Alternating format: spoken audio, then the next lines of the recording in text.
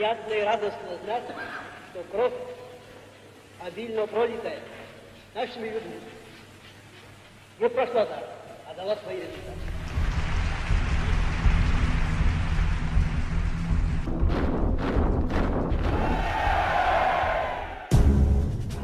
A politician to the marrow of his bones, Stalin had little private or family life, finding his main relaxation in impromptu buffet suppers, to which he would invite high party officials, generals, visiting foreign potentates, and the like. Drinking little himself on these occasions, the dictator would encourage excessive indulgence in others, thus revealing weak points that he could exploit. He would also tease his guests, jocularity and malice being nicely balanced in his manner. For such bluff banter, Stalin's main henchman, Vyacheslav Molotov, the stuttering foreign minister, was often a target. Stalin had a keen, ironical sense of humor, usually devoted to deflating his guests rather than to amusing them. Foremost among Stalin's accomplishments was the industrialization of a country which, when he assumed complete control in 1928, was still notably backward by comparison with the leading industrial nations of the world.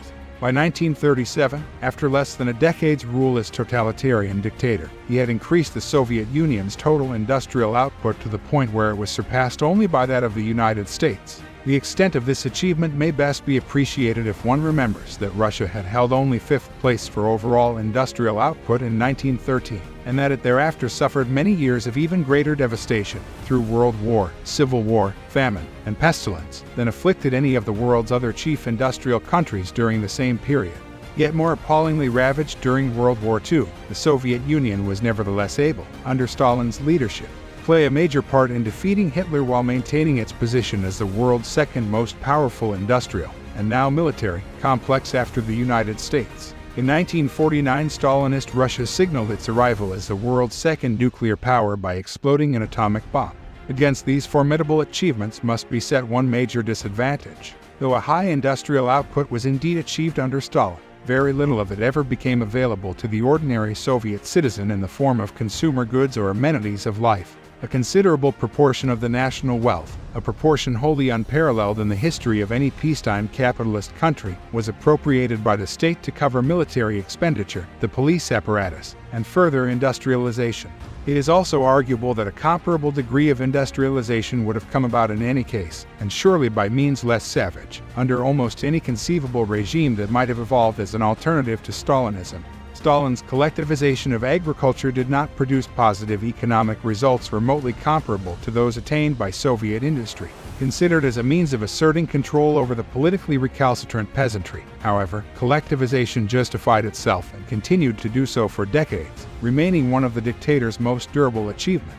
Moreover, the process of intensive urbanization, as instituted by Stalin, continued after his death in what still remained a population more predominantly rural than that of any other major industrial country. In 1937, 56% of the population was recorded as engaged in agriculture or forestry. By 1958, that proportion had dropped to 42%, very largely as a result of Stalin's policies. Another of the dictator's achievements was the creation of his elaborately bureaucratic administrative machinery based on the interlinking of the Communist Party, ministries, legislative bodies, trade unions, political police, and armed forces, and also on a host of other meshing control devices. During the decades following the dictator's death, these continued to supply the essential management levers of Soviet society, often remaining under the control of individuals who had risen to prominence during the years of the Stalinist terror. But the element of total personal dictatorship did not survive Stalin in its most extreme form.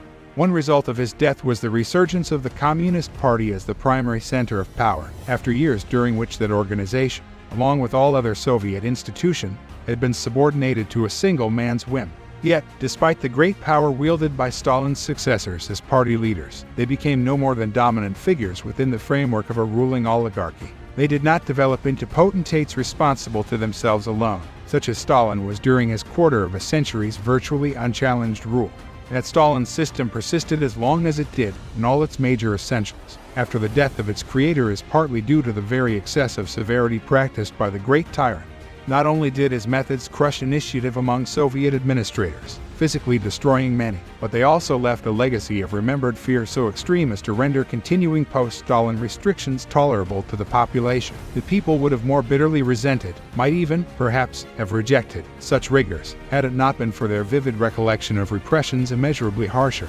Just as Hitler's wartime cruelty toward the Soviet population turned Stalin into a genuine national hero, making him the Soviet Union's champion against an alien terror even worse than his own, so too Stalin's successors owed the stability of their system in part to the comparison, still fresh in many minds, with the far worse conditions that obtained during the despot's sway. Stalin has arguably made a greater impact on the lives of more individuals than any other figure in history, but the evaluation of his overall achievement still remains, decades after his death, highly controversial matter.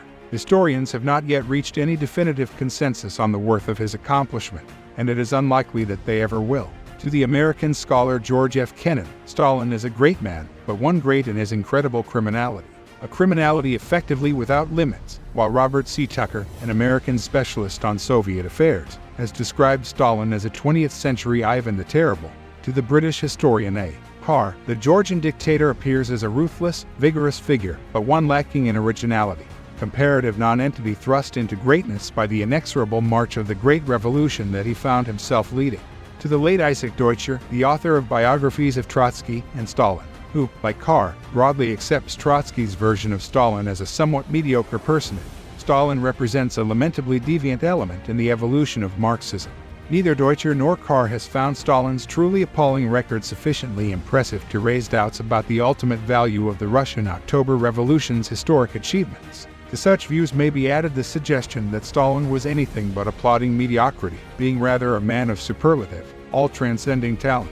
His special brilliance was, however, narrowly specialized and confined within the single crucial area of creative political manipulation, where he remains unsurpassed. Stalin was the first to recognize the potential of bureaucratic power, while the other Bolshevik leaders still feared their revolution being betrayed by a military man. Stalin's political ability went beyond tactics, as he was able to channel massive social forces both to meet his economic goals and to expand his personal power,